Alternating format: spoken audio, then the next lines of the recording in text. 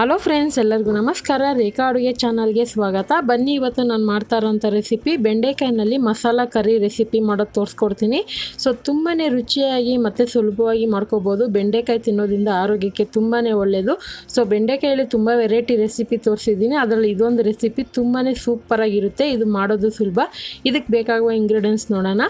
ಇಲ್ಲಿ 1/4 kg ಆಗೋಷ್ಟು ಬೆಂಡೆಕಾಯಿ ನಾನು ಚೆನ್ನಾಗಿ ತೊಳೆದು ಬಟ್ಟೆನ ಒರೆಸಿ ಈ ಥರ ಕಟ್ ಮಾಡಿ ಇಟ್ಕೊಂಡಿದ್ದೀನಿ.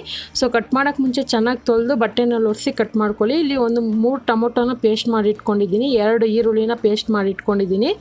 ಮತ್ತು ಇಲ್ಲಿ ಶುಂಠಿ ಬೆಳ್ಳುಳ್ಳಿ ಪೇಸ್ಟ್ 1 ಟೇಬಲ್ ಸ್ಪೂನು, ಒಗ್ಗರಣೆಗೆ ಸ್ವಲ್ಪ ಕರಿಬೇವಿನ ಸೊಪ್ಪು, ಮತ್ತು ಪಲಾವ್ ಎಲೆ 2 ಚಿಕ್ಕ ಚಿಕ್ಕದು, ಚಕ್ಕೆ, ಲವಂಗ, ಯಾಲಕ್ಕಿ, ಜೀರಿಗೆ ಒಂದು ಅರ್ಧ ಟೀ ಸ್ಪೂನ್ ತೊಗೊಂಡಿದ್ದೀನಿ. ಸ್ಪೈಸಸ್ಸು ಇಲ್ಲಿ ಗರಂ ಮಸಾಲ 1 ಟೀ ಸ್ಪೂನು, ಧನಿಯಾ ಪೌಡರ್ 2 ಟೀ ಸ್ಪೂನು, ಜೀರಿಗೆ ಪೌಡರ್ 1 ಟೀ ಸ್ಪೂನು, ಖಾರದ ಪುಡಿ 2 ಟೀ ಸ್ಪೂನ್, ಅರಿಶಿನ ಪುಡಿ ಅರ್ಧ ಟೀ ಸ್ಪೂನ್ ತೊಗೊಂಡಿದ್ದೀನಿ. ಮತ್ತು ಸ್ವಲ್ಪ ಕೊತ್ತಂಬರಿ ಸೊಪ್ಪು, 1 ಟೀ ಸ್ಪೂನ್ ಕಸೂರಿ ಮೇಥಿನ ನಾನು ಫ್ರೈ ಮಾಡಿ ಎತ್ತಿಟ್ಕೊಂಡಿದ್ದೀನಿ. ರುಚಿಗೆ ತಕ್ಕಷ್ಟು ಉಪ್ಪು, ಮಾಡೋದಕ್ಕೆ ಎಣ್ಣೆ. ಈಗ ಯಾವ ರೀತಿ ಮಾಡೋದಂತ ನೋಡೋಣ. ಮೊದಲಿಗೆ ಒಂದು ಫ್ರೈ ಪ್ಯಾನ್ಗೆ ನಾನು ಒಂದು 2 ಟೇಬಲ್ ಸ್ಪೂನ್ ಎಣ್ಣೆ ಹಾಕ್ಕೊಂಡಿದ್ದೀನಿ.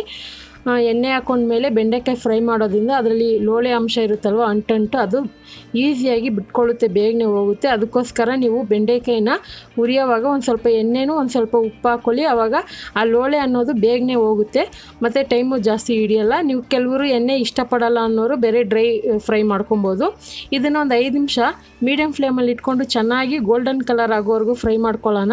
ಸೊ ಇವಾಗ ನೋಡ್ತಾ ಇರ್ಬೋದು, ಒಂದು 5 ನಿಮಿಷ ಫ್ರೈ ಆದಮೇಲೆ ಈ ಥರ ಕಲರ್ ಚೇಂಜ್ ಆಗಿದೆ ಅಲ್ವಾ. ಇದು ತುಂಬಾ ಸಾಫ್ಟಾಗಿರುತ್ತೆ, ಹೀಗೆ ತಿನ್ನೋದಕ್ಕೆ ಚೆನ್ನಾಗಿರುತ್ತೆ. ಅದರಲ್ಲಿ ಈ ಥರ ನೀವು ಮಸಾಲ ಕರಿ ಮಾಡಿದ್ರೆ ಇನ್ನೂ ಸೂಪರಾಗಿರುತ್ತೆ.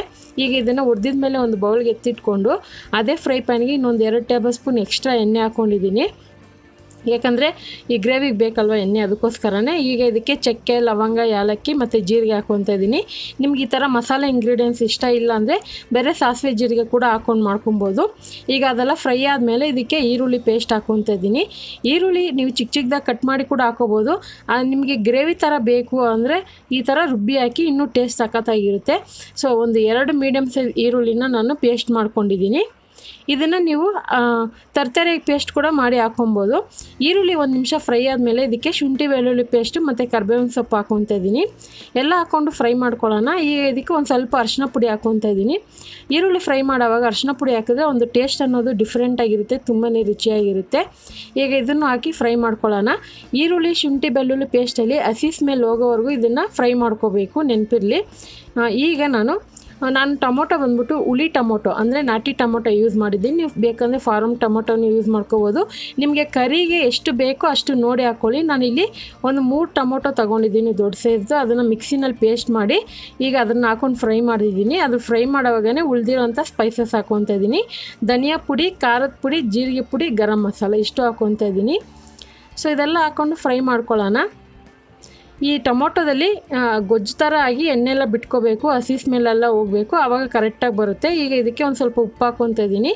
ಬೆಂಡೆಕಾಯಿ ಹುರಿಯೋವಾಗೂ ಉಪ್ಪು ಹಾಕ್ಕೊಂಡಿದ್ದೆ, ನೆನಪಿರಲಿ. ಈಗ ನಾನು ಇದನ್ನು ಚೆನ್ನಾಗಿ ಗೊಜ್ಜು ಥರ ಮಾಡ್ಕೊಂಡಿದ್ದೀನಿ, ನೋಡ್ತಾ ಇರ್ಬೋದು. ಸೊ ಈ ಥರ ಗೊಜ್ಜು ಥರ ಆದಮೇಲೆ ಇದಕ್ಕೆ ನಾನು ಅದೇ ಟೊಮೊಟೊ ರುಬ್ಬಿದ್ನಲ್ಲ, ಅದೇ ಮಿಕ್ಸಿ ಜಾರಲ್ಲಿ ಒಂದು 2 ಕಪ್ ಆಗೋಷ್ಟು ನೀರು ಹಾಕಿಟ್ಕೊಂಡಿದ್ದೆ. ಸೊ ಇದಕ್ಕೆ ಒಂದು 2 ಕಪ್ ನೀರಲ್ಲ, ನೀವು ಬೇಕಂದರೆ ಇನ್ನೂ 1 ಕಪ್ ಎಕ್ಸ್ಟ್ರಾನೇ ಹಾಕೋಬೋದು. ನಿಮಗೆ ಗ್ರೇವಿ ಎಷ್ಟು ಬೇಕೋ ನೋಡಿ ಹಾಕ್ಕೊಳ್ಳಿ. ತೆಳ್ಳಗೆ ಬೇಕಂದರೆ ತೆಳ್ಳಗೆ, ಗಟ್ಟಿಯಾಗಿ ಬೇಕಂದರೆ ಗಟ್ಟಿಗೆ. ನಾನಿಲ್ಲಿ ಮೀಡಿಯಮಾಗಿ ಹಾಕ್ಕೊಂಡಿದ್ದೀನಿ. ಸೊ ಇವಾಗ ನೀರೆಲ್ಲ ಹಾಕಿದ ಮೇಲೆ ಒಂದು 2 ರಿಂದ 3 ನಿಮಿಷ ಕುದಿಸ್ಕೊಳ್ಳೋಣ. ನೋಡಿ, ಇವಾಗ ಚೆನ್ನಾಗಿ ಕುದಿಯೋ ಟೈಮಲ್ಲಿ ಬೆಂಡೆಕಾಯಿ ಹಾಕ್ಕೊತಾ ಇದ್ದೀನಿ. ಬೆಂಡೆಕಾಯಿ ಹಾಕಿ ಉಪ್ಪು ಖಾರ ಚೆಕ್ ಮಾಡ್ಕೊಳ್ಳಿ. ಚೆಕ್ ಮಾಡ್ಕೊಂಡಿದ್ದೀನಿ. ಒಂದು ಸಾರಿ ಮಿಕ್ಸ್ ಮಾಡಿಬಿಟ್ಟು ಲೋ ಫ್ಲೇಮಲ್ಲೇ 5 ನಿಮಿಷ ಬಿಟ್ಬಿಡೋಣ. ಮಧ್ಯದಲ್ಲಿ ಒಂದು 2 ಸಾರಿ ನೀವು ತಿರುಗಿಸ್ಕೊಡಿ. ಲೋ ಫ್ಲೇಮಲ್ಲೇ ಬಿಡೋದ್ರಿಂದ ಯಾವಾಗೂ ಅಷ್ಟೇ ಗ್ರೇವಿ ಅನ್ನೋದು ತುಂಬಾ ಟೇಸ್ಟಾಗಿ ಬರುತ್ತೆ. ಮತ್ತು ನಾವು ಹಾಕಿರೋವಂಥ ಮಸಾಲೆ ಎಲ್ಲ ಹಸಿ ವಾಸನೆ ಹೋಗಿ ಚೆನ್ನಾಗಿ ಎಣ್ಣೆ ಸೈಡಲ್ಲೆಲ್ಲ ಎಣ್ಣೆ ಬಿಟ್ಟು ಒಳ್ಳೆ ಕಲರ್ ಬಂದಿರುತ್ತೆ. ಸೊ ಈಗ ಕೊನೆಯಲ್ಲಿ ಕೊತ್ತಂಬರಿನೂ ಕಸೂರಿ ಮೇಥಿ ಹಾಕ್ಕೊತಾ ಇದ್ದೀನಿ. ಸೊ ಇದು ಹಾಕ್ಕೊಂಡು ಚೆನ್ನಾಗಿ ಮಿಕ್ಸ್ ಮಾಡಿ ಇಳಿಸ್ಕೊಳ್ಳೋಣ. ಇದನ್ನು ನೀವು ಅನ್ನದ ಜೊತೆಗೆ, ರೊಟ್ಟಿ, ಚಪಾತಿ, ಪೂರಿ ಜೊತೆಗೆ ಎಲ್ಲದಕ್ಕೂ ಸೂಪರಾಗಿರುತ್ತೆ. ಸೊ ಬೆಂಡೆಕಾಯಲ್ಲಿ ಎಷ್ಟೋ ಥರ ರೆಸಿಪಿಗಳು ಮಾಡ್ಬೋದು. ಇದನ್ನು ಒಂದು ಸರಿ ಟ್ರೈ ಮಾಡಿ ನೋಡಿ. ಸೊ ಖಂಡಿತ ಇವತ್ತಿನ ರೆಸಿಪಿ ನಿಮಗೆಲ್ಲ ಇಷ್ಟ ಆಗಿದೆ. ನೀವು ಮನೇಲಿ ಟ್ರೈ ಮಾಡಿಬಿಟ್ಟು ಯಾವ ರೀತಿ ಇತ್ತು ಅಂತ ಕಮೆಂಟ್ ಮಾಡಿ, ಹಾಗೆ ಲೈಕ್ ಮಾಡಿ, ಶೇರ್ ಮಾಡಿ. ಮತ್ತಷ್ಟು ಈಸಿ ರೆಸಿಪಿಗೋಸ್ಕರ ರೇಖಾ ಅಡುಗೆ ಚಾನಲ್ನ ಪ್ಲೀಸ್ ಸಬ್ಸ್ಕ್ರೈಬ್ ಮಾಡ್ಕೊಳ್ಳಿ. ಈ ವಿಡಿಯೋ ನೋಡಿದ್ದಕ್ಕಾಗಿ ಎಲ್ಲರಿಗೂ ಧನ್ಯವಾದಗಳು. ಟೇಕ್ ಕೇರ್, ಬಾಯ್.